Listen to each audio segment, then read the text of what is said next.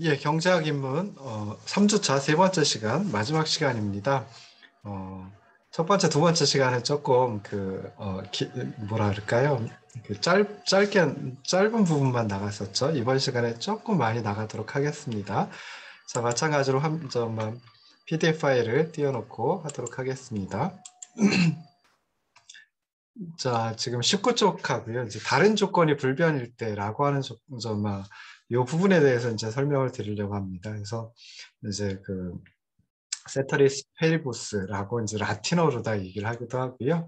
또는 영어로는 other things equal이라고 얘기를 합니다. 그래서 수요 곡선을 갖다 우리가 제가 설명을 드릴 때 수요량에 영향을 미치는 소득, 그다음에 관련된 재화의 가격, 기후, 미래에 대한 기대 이런 것들은 이제 일정하다는 가정하에 가격과 수요량의 관계를 표현을 했었죠. 평면에다 이제 표현을 했었습니다. 그래서 수요 곡선이 우하향하는 것은 다른 조건이 불변일 때 가격이 낮을수록 수요량이 증가하는 것이다. 증가하는 수요의 법칙 때문이다. 라고 설명을 드렸죠. 그래서 여기서 이제 다른 변수들이 고정되어 있는 가상적인 상황을 이제 other things equal 또는 ceteris paribus라고 얘기를 합니다. 그렇지만 현실에서는 많은 변수들이 한꺼번에 움직이죠. 동시에 움직이죠. 그렇긴 하지만 수요 공급 곡선을 이용해 가지고 주로 우리가 어떤 사건이나 정책의 효과 또는 정책의 결과를 분석하게 되는데요. 이럴 때는 다른 것들은 고정되어 있다라고 하고 그리고 여기선 가격이라고 하는 변수가 수요량이라는 변수에 어떤 영향을 미치는지 살펴본 겁니다. 그래서 앞으로도 이제 그 수요 공급 곡선 이용해 가지고 균형을 갖다 찾고요. 그리고 사건이나 정책이 시장의 균형에 어떤 영향을 미치는지 볼 텐데요. 그때도 어떤 변수가 고정되어 있고 또 어떤 변수가 가변적인지 움직일 수 있는 말 그대로의 변수인지 이걸 좀 유의해가지고 살펴봐야 된다라고 하는 거 꼭 기억하시기 바랍니다. 자, 그리고 나서 이제 보려고 하는 게, 자, 좀 전까지 봤던 거는 이제 개별 소비자의 수요였습니다. 그러니까 개별 가게 또는 개별 개인의 수요를 갖다가 살펴봤었거든요. 그래서 수요량과 수요량에 영향을 미치는 변수들 간의 관계를 이제 소비자 개별적인 측면에서 살펴봤습니다. 그래서 이렇게 개별 소비자의 수요를 갖다가 줄여가지고 개별 수요라고 얘기를 하고요. 그 다음에 그 시장의 수요 측면에 참여하는 주체들 굉장히 많죠. 그래서 어떤 재화에 대한 소비자 모두의 수요를 갖다가 시장 수요라고 얘기를 합니다. 시장 수요는 이제 개별 수요를 기초로 해가지고 찾아낼 수 있습니다. 그래서 시장 수요는 개별 수요를 수평으로 합한 것이다. 그래서 시장 수요는 개별 수요의 수평합 이렇게 이제 기억을 하시면 좋을 듯 싶습니다. 그래서 여기 피자 가격이 3만 원일 때 이 피자 시장에 참여하는 소비자가 딸랑 둘만 있다라고 해보자고요. A와 B 둘만 있다라고 하면은 피자 가격이 3만 원일 때 A의 수요량 2판이고요. B의 수요량은 4판이다. 그럼 시장 전체 이 두 사람만 참여하니까 시장 전체 수요량은 그 두 판하고 네 판을 합친 6판이다라고 생각해 볼 수 있습니다.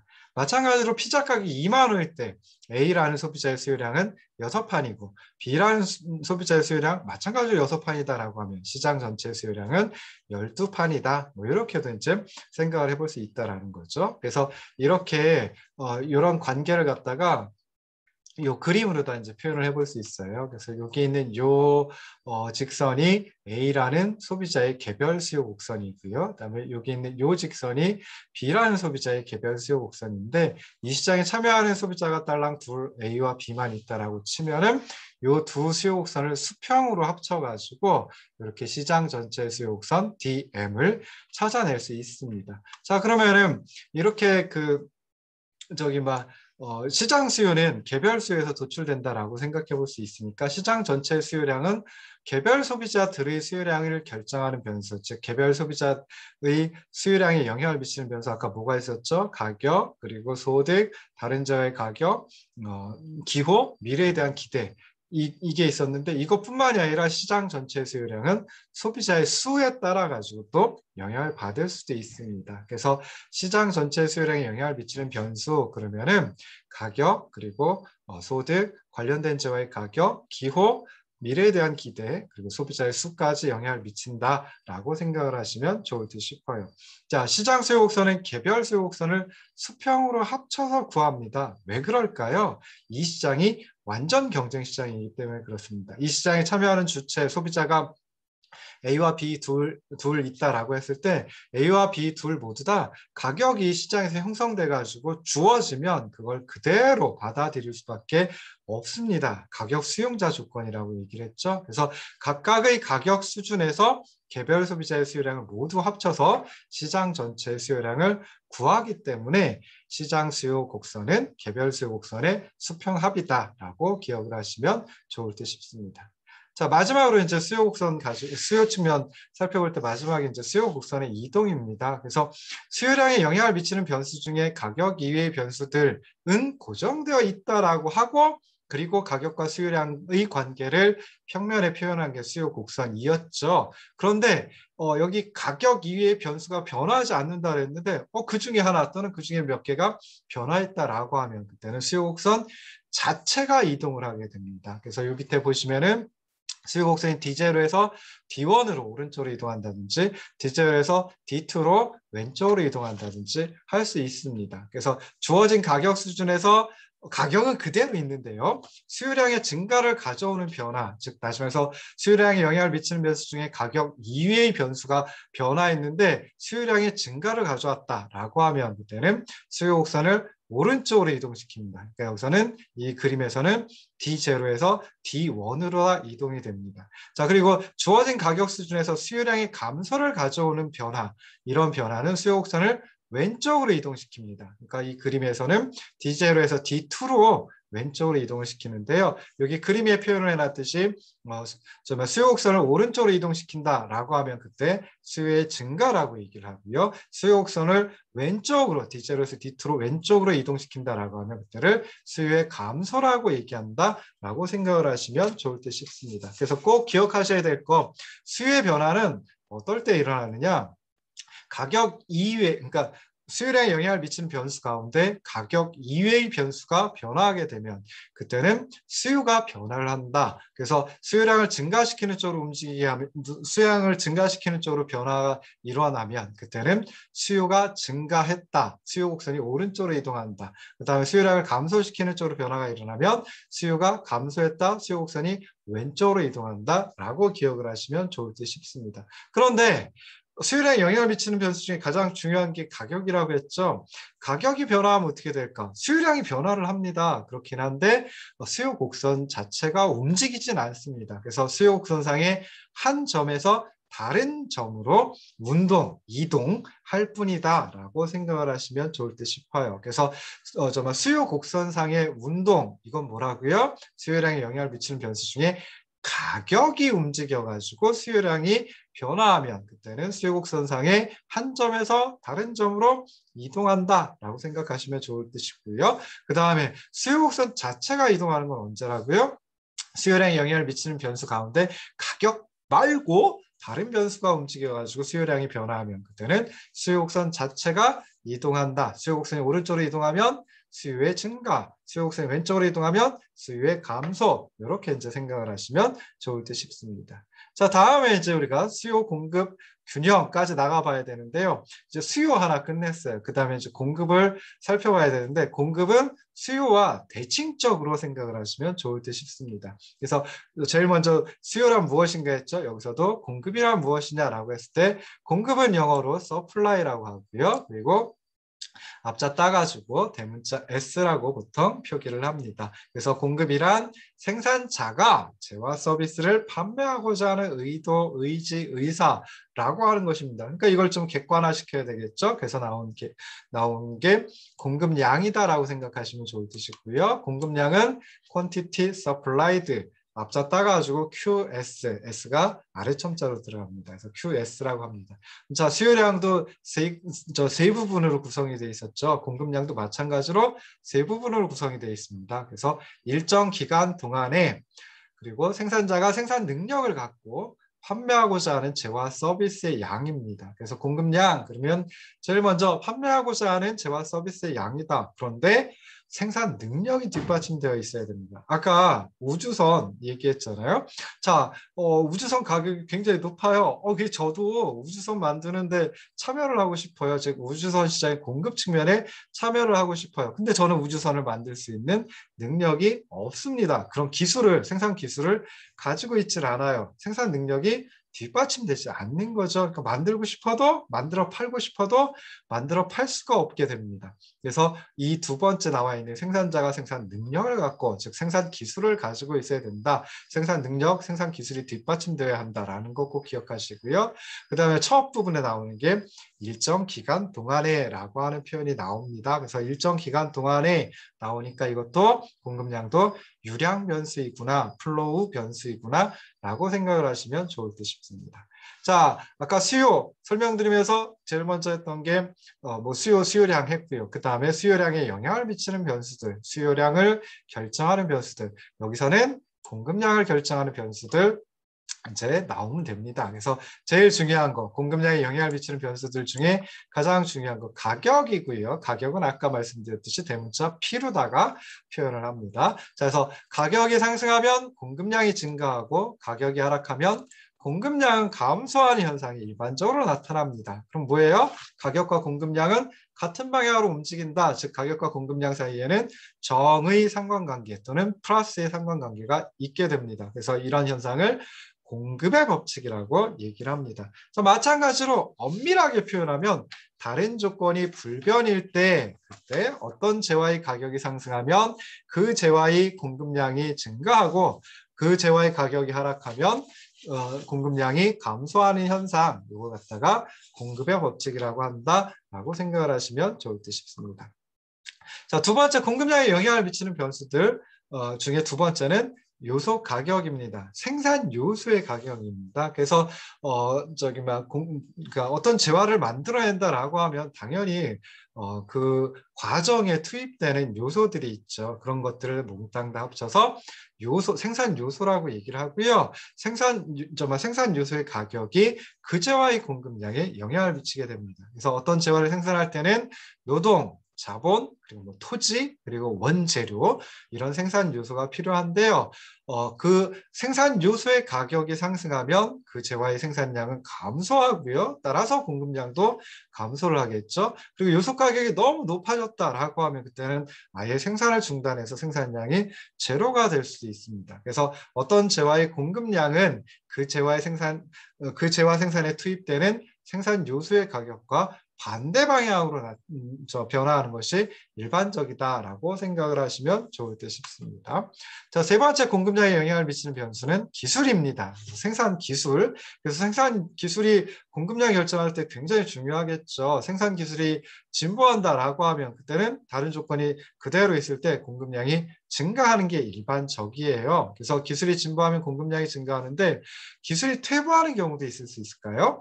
예, 기술이 퇴보하는 경우도 있을 수 있습니다. 실제 기술이 퇴보하는 건 아니고요. 새로운 기술, 진보된 기술을 만들어가지고 쓰고 있었는데 그 진보된 기술이 노동자의 안전을 심각하게 해친다든지 또는 환경오염물질을 엄청나게 배출해야 된다든지 하면은 그 새로운 기술을 활용하지 못하도록, 사용하지 못하도록 정부가 규제를 할 수도 있습니다. 그럼 어떻게 되겠어요? 기술이 퇴보하는 것과 마찬가지가 되고 공급량이 감소된다. 이렇게 이제 또 생각을 해볼 수 있습니다. 자, 네 번째 공급량에 영향을 미치는 변수가 미래에 대한 기대입니다. 그래서 미래에 대한 기대는 재화 서비스의 현재 공급량에 영향을 미치게 됩니다. 자, 피자 가격이 상승할 것으로 예상한다라고 하면 그때는 공급자는 어떻게 할까요? 그냥 현재 공급량을 좀 줄이고 현재 생산량을 좀 줄이고 또는 현재 생산된 것 중에 일부를 재고로 다 보관하고 다음 날 또는 뭐 그 가격이 높아질 때 공급을 하려고 하겠죠. 그러다 보니까 현재 공급량은 감소하게 됩니다. 자, 그래서 이렇게 공급량에 영향을 미치는 변수 가장 중요한 건 가격이고요. 그 다음에 생산 요소의 가격, 생산 기술, 미래에 대한 기대 이런 것들이 있다라고 살펴봤습니다. 자, 그러면 아까 수요도 크게 한 세 가지로 생각을 하시라고 말씀을 드렸죠. 공급이라는 것도 세 가지로 정의를 내릴 수가 있습니다. 첫 번째는 뭐였어요? 생산자가 공급하려고 하는 생산자가 재화 서비스를 판매하고자 하는 의도, 의지, 의사이다라고 했는데요. 자, 두 번째로 생각해 볼 수 있는 건 공급량과 공급량에 영향을 미치는 변수들 간의 관계를 공급이라고 한다라고도 생각을 해볼 수 있습니다. 그 다음에 공급량에 영향을 미치는 변수 중에 가장 중요한 게 가격이니까 가격과 공급량의 관계를 또 공급이라고 한다라고 하는 것까지 생각을 하시면 좋을 듯 싶어요. 자, 그리고 나서 이런 공급이라는 관계, 이걸 갖다 표로도 또 함수로도 곡선으로 표현할 수 있겠죠. 그래서 먼저 이제 공급표라고 하는 게 있는데요. 여기서만 나옵니다. 다음에 공급표 가지고는 뭐 설명드리는 게 없어요. 그래서 공급표는 어느 재화의 가격과 그 재화의 공급량 사이의 관계를 나타내주는 표이다. 그래서 뭐 피자 가게 예를 들어보면 피자 가게 3만 원일 때는 피자의 공급량 12판, 피자 가게 2만 5천 원일 때는 10판, 뭐 이런 식으로 이제 해가지고 표를 만들어 놓은 거죠. 그래서 이런 걸 갖다 이제 공급표라고 얘기를 하고요. 자, 그다음에 공급표는 피자의 공급량에 영향을 미치는 변수 중에 가격만 가지고 그 가격과 공급량 사이의 관계를 표로 다 표현한 거죠. 근데 공급량에 영향을 미치는 변수 가격 이외에도 여러 가지가 있습니다. 그런 것들을 한꺼번에 표현할 때 그때 이제 공급 함수라는 거 가지고 표현을 합니다. 그래서 공급 함수 서플라이 펑션이니까 뭐라고 이것도 약자로 하면 되겠어요. S라고 하는 함수 중간에 여기 S라고 하는 걸로 이렇게 표시를 하면 됩니다. 그래서 공급량과 공급량에 영향을 미치는 변수들 간의 관계를 나타내주는 함수, 얘가 공급 함수야 라고 생각하시면 되고요. 자, 아까 가격은 P라고 이제 표현을 했죠. 생산 요소 가격은 표현을 안 했어요. 표기를 한 걸 말씀을 안 드렸어요. 근데 보통 이제 생산 요소 중에 가장 중요한 게 노동이라고 생각을 하면 노동에 대한 대가, 노동의 가격은 임금이라고 이제 표현을 보통 많이 합니다. 그래서 영어로 wage라고 하고요. 그래서 그걸 따가지고 여기 W, 사실 얘 W 아니에요. 그냥 저기 막 W 아닌데요. 그냥 오메가라고 표현한 건데 그냥 이걸 써놨습니다. 그래서 그냥 생산 요소가 노동만 있는 게 아니라 다른 것들도 있으니까 그런 생산 요소의 가격 이렇게 이제 표현을 해봤고요. 그 다음에 나오는 것이 이제 생산 기술이죠. 생산 기술인데 아까 소비자의 수요량에 영향을 미치는 변수 해가지고 소비자의 기대가 있었죠. 그놈을 T라고 썼습니다. 그래서 여기서는 저기 막 생산 기술을 갖다가 테크놀로지 앞서 따가지고 두 글자 따서 T2라고 표현을 했고요. 미래에 대한 기대는 마찬가지로 E라고 이제 표현을 했습니다. 그래서 이렇게 좌변에 공급량이 있고 우변에는 가격, 생산 요소 가격, 그리고 생산 기술, 미래에 대한 기대 이것들이 들어가 있습니다. 그래서 항상 기억하실 때 우변에 있는 놈은 뭐라고요? 영향을 미치는 놈, 지 마음대로 움직여가지고 영향을 미치는 놈, 독립변수. 좌변에 있는 QS, 공급량은 영향을 받아서 움직이는, 즉 종속적으로 움직이는 변수, 종속변수라고 생각을 하시면 좋을 듯 싶습니다. 가운데 있는 이 S는 뭐예요? 이 공급량에 영향을 미치는 변수들과 공급량 사이에 관계가 있는데 그거 몰라. 어떤 관계인지 잘 몰라서 그냥 S라고 하는 함수 관계로 표현했다라고 생각을 하시면 좋을 듯 싶습니다. 자, 공급량에 영향을 미치는 변수들, 가격 이외에도 여러 가지가 있어요. 근데 그것들 그냥 고정되어 있다. 그 다른 변수들은 불변이다. 다른 조건이 불변이다. 라고 하면은 이제 더 이상 변수가 아닌 게 되죠. 그럼 다 괄호 밖으로 빼도 됩니다. 그래서 QS는 SP 이런 식으로 이제 표현을 해볼 수가 있어요. 그래서 가격 이외에 다른 변수들은 그대로 있다, 불변이다라고 했을 때 그때는 가격과 공급량 간의 관계를 함수로 다 표현할 수 있고 그놈을 공급함수라고 한다라고 생각을 하시면 좋을 듯 싶습니다. 자, 마지막으로 이제 공급 곡선으로도 공급이란 관계를 표현해 볼 수 있죠. 그래서 세로축에는 가격을 두고요. 세로축, Y축, 종축이라고 하는 거에 그 가격을 두고요. 그다음에 횡축, 가로축, 그리고 이제 X축이라고 하는 데다가 수량, 여기서 이제 공급되는 수량이 되겠죠. 수요되는 수량도 수량이고요. 수량으로 나타나고 그다음에 공급되는 수량도 수량으로 표현이 되잖아요. 그래서 여기서 이제 공급량이라고 생각을 하시면 좋을 듯 싶습니다. 공급되는 수량. 그래서 가격과 공급량 간에는 정의 관계가 있죠. 일반적으로 공급의 법칙이라고 한다 그랬잖아요. 그래서 그 공급의 법칙을 반영해 가지고 이렇게 우상향하는 형태로 나타난다라고 생각을 하시면 좋을 듯 싶습니다. 공급 곡선이 왜 우상향하느냐? 공급의 법칙 때문에 그래요. 그래서 가격과 공급량은 같은 방향으로 움직여요. 정의 상관관계를 가지고 있어요. 그렇기 때문에 공급 곡선은 우상향한다라고 생각하시면 좋을 듯 싶습니다. 수요 곡선은 왜 우하향하느냐라고 했을 때 그때 뭐라고 하시면 돼요? 수요의 법칙 때문에 그래요. 가격과 수요량은 서로 반대 방향으로 움직입니다. 그래서 그걸 반영해서 수요 곡선은 우하향하는 곡선의 형태로 나타난다라고 생각을 하시면 좋을 듯 싶습니다. 자, 그리고 나서 이제 지금까지 살펴본 거는 개별 기업, 개별 공급자, 개별 생산자의 공급을 의미한다. 라고 볼 수 있죠. 그래서 이놈을 갖다가 또 마찬가지로 개별 공급이라고 얘기를 합니다. 그러면 그 시장에 참여하는 생산자가 하나의 기업만 있느냐? 그렇지 않죠. 굉장히 많은 기업이 그 시장에 참여할 수 있습니다. 그래서 어떤 재화에 대해서 생산자들, 그 시장에 참여하는 생산자들 모두의 공급을 시장 공급이라고 얘기를 합니다. 그래서 마찬가지로 시장 수요와 개별 수요 관계처럼 그러니까 시장 수요는 개별 수요의 수평합처럼 시장 공급은 개별 공급의 수평합으로 찾아낼 수가 있다라고 생각을 하시면 좋을 듯 싶어요. 그래서 여기 보시면은 이게 A라는 생산자의 공급 곡선이고요. B라는 생산자의 공급 곡선은 이 모양입니다. 그 둘을 수평으로 합쳐가지고 시장 전체의 공급 곡선을 찾아낼 수 있다. 그럼 왜 이렇게 수평으로 합치냐라고 했을 때 아까도 말씀드렸죠. 수요 측면 설명드릴 때도 마찬가지였죠. 이 시장에 참여하는 모든 경제 주체는 가격 수용자이다. 이 시장에 참여하는 모든 생산자는 가격 수용자 역할을 해야 된다. 가격이 형성돼서 주어지면 그냥 그걸 그대로 받아들여야 된다. 그래서 가격은 시장에서 형성되는 가격이 있겠죠. 3만 원에 3만 원, 2만 원, 2만 원, 만 원, 2만 원 딱 주어질 거예요. 그럼 그거에 대해서 A라는 공급자는 3만 원일 때 12판을 공급하고요. B라는 공급자도 12판 공급해요. 그러니까 시장 전체적으로는 24판이 공급된다. 24판이 피자의 공급량이다 라고 볼 수 있죠. 그래서 그 둘을 수평으로 합친 거, 그게 바로 시장 전체의 공급 곡선이다 라고 생각을 하시면 좋을 듯 싶습니다. 수평으로 합쳐요.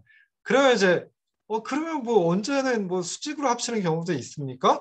라고 물어보실 수 있죠. 예, 수직으로 합치는 경우도 있습니다. 그래서 그거는 이제 나중에 혹시 경제학 전공에서 공공경제학이라는 과목을 들으시면요.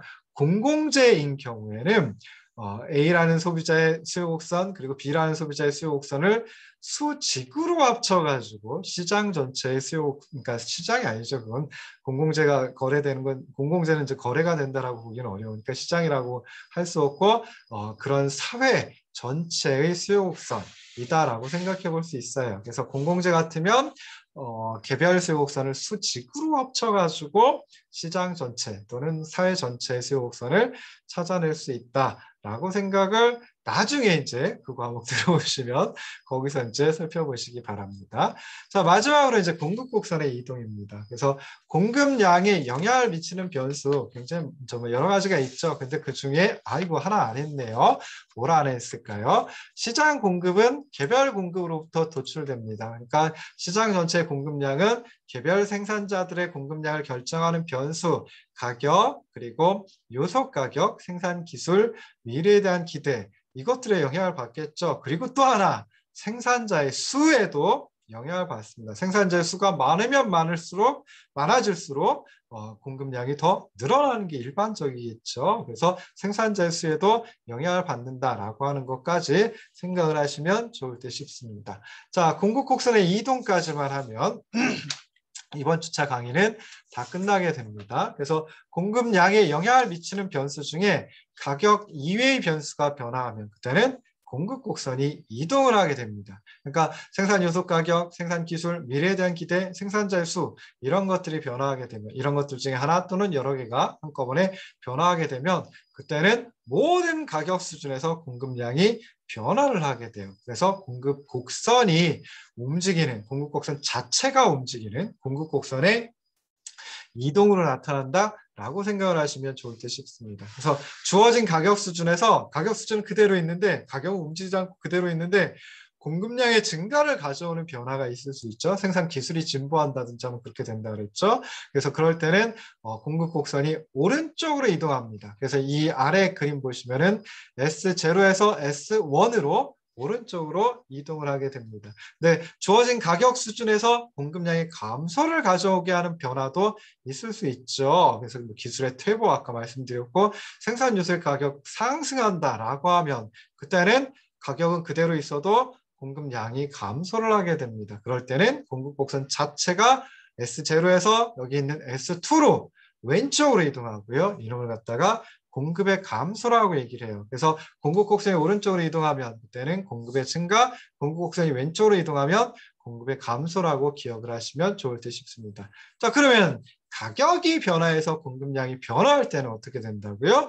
어떻게 될까요? 당연히 공급 곡선상의 한 점에서 다른 점으로 이동을 하게 된다라고 생각을 하시면 좋을 것 같아요. 자, 헷갈리지 않게 하기 위해서 제가 수요도 증가하는 거 뭐라 그랬어요? 수요 곡선이 오른쪽으로 이동하면 수요 곡선이 우측 이동하면 수요의 증가, 수요 곡선이 좌측 이동하면 수요 곡선이 왼쪽으로 이동하면 그때는 수요의 감소. 공급도 마찬가지예요. 공급 곡선이 우측으로 이동하면 공급 곡선이 오른쪽으로 이동하면 공급의 증가, 공급 곡선이 왼쪽, 좌측으로 이동하면 그때는 공급의 감소입니다. 그래서 수요 측면이든 공급 측면이든 곡선이 오른쪽으로 이동하면 증가, 왼쪽으로 이동하면 감소 이렇게 기억을 하시면 편해요. 이거 갖다 위쪽으로 이동, 아래쪽으로 이동 이렇게 기억하시면 헷갈립니다. 그래서 오른쪽으로 이동하면 증가, 왼쪽으로 이동하면 감소. 그런데 수요 곡선은 우하향하는 형태이고 공급 곡선은 우상향하는 형태입니다. 그래서 위쪽, 아래쪽 이게 어떤 게 증가, 어떤 게 감소 이게 수요곡선하고 공급곡선 달라져요. 그래서 오른쪽, 왼쪽 이렇게 기억하시는 게 참 좋을 듯 싶습니다. 자, 그래서 오늘은 여기까지 이번 주차는 3차는 여기까지 하도록 하겠습니다. 들어주셔서 고맙습니다. 고생하셨습니다.